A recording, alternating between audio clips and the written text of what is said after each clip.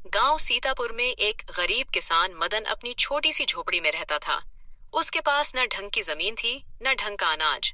आज भी खेत से खाली हाथ लौट रहा हूँ। घर में चूल्हा कैसे जलेगा? दिन में खेतों में मेहनत करता,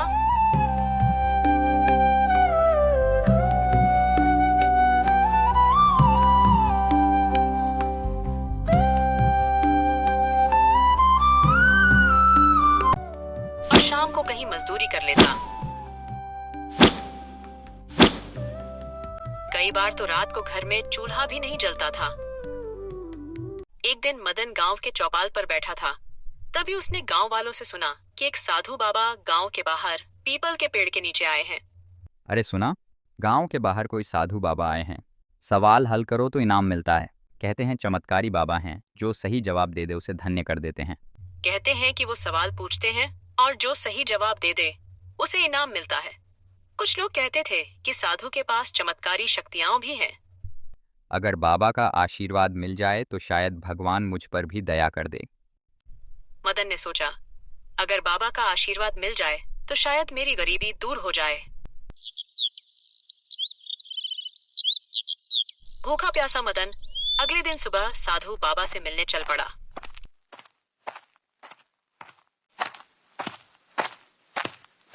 सूरज सिर पर चढ़ चुका था, लेकिन मदन के कदमों में थकान नहीं थी। चाहे धूप हो या भूख, मैं बाबा से जरूर मिलूंगा। जब वह पहुंचा तो देखा कि भीड़ लगी हुई है और पंडित हरिराम सवाल का जवाब देने आगे आया है। पंडित के पीछे पीछे गांव वाले तालियां बजा रहे थे।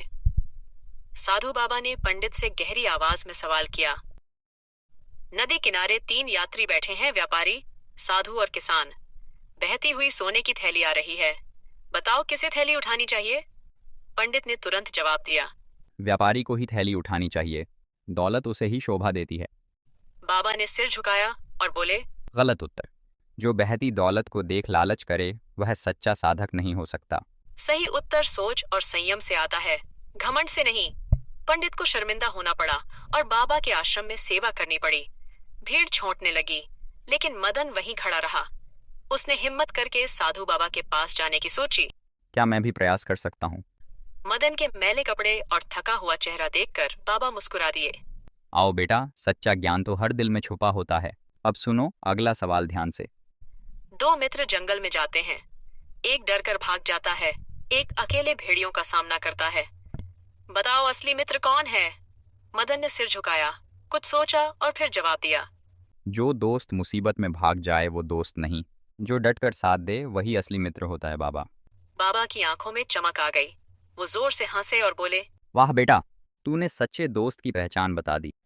सही उत्तर। संकट में साथ छोड़ने वाला कभी सच्चा मित्र नहीं होता। बाबा ने मदन को आशीर्वाद दिया और अपनी झोली से एक चमचमाती थैली निकाली। यह लो बेटा, इसमें कुछ अनमोल बीज हैं। इन्हें बो, मेहनत करो, यह खेत सोने जैसा फल देंगे। और आंसू भरी आंखों से धन्यवाद कहा। मदन थैली लेकर अपने घर लौट जाता है।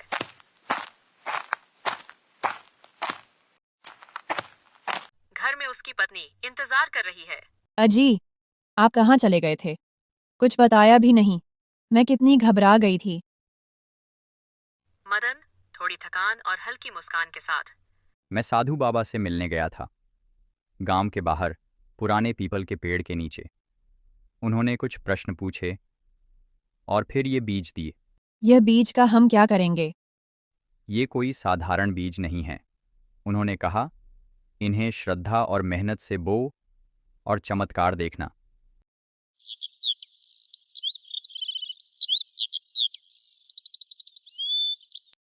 मदन सुबह सुबह जल्दी उठता है।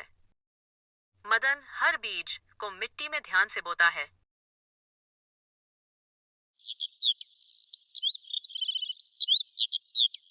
कुछ महीनों बाद खेत में लहराती फसलें सुनहरी और घनी। मदन के खेत में तो जैसे स्वर्ग उतर आया हो। पूरे गांव में हलचल मच जाती है। मदन अब अमीर नहीं, लेकिन सुखी और संतोषी किसान बन चुका था। हेलो दोस्तों, ये वीडियो अगर अच्छा लगे तो चैनल को सब्सक्राइब जरूर करें मैं इस तरह के वीडियो आप लोग के लिए लाता रहूँगा। धन्यवाद।